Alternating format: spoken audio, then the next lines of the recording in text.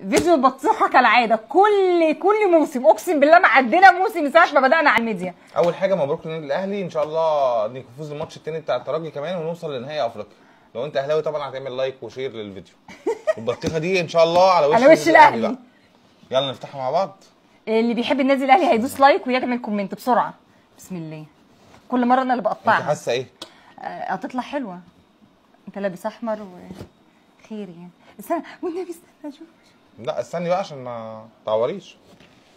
بسم الله الرحمن الرحيم. الله. واو واو واو. ايوه. لا اغمزها شويه. لا هي حلوه كده. هو اللي حلوه كده. اغمزها حلوه كده. انت بخيل على فكره، اديني حته اكبر يا جماعه، ده قطعها انا ما بحبش. ايوه انت فاكر كل دي هقطعلك ايدك حطيها. طب طلعها عشان حط. نفسي بصي بقى هاتي. لا كبيره، لا اديها حته. طب اياك لا ينفع كده اقسم بالله. اقفلي يا بنت الفيديو، اقفلي الفيديو. من موقعي هذا احب اقول لكم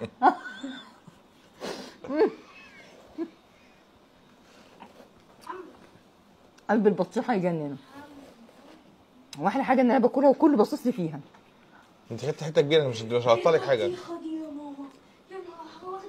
لا بقى مش هقولها كده.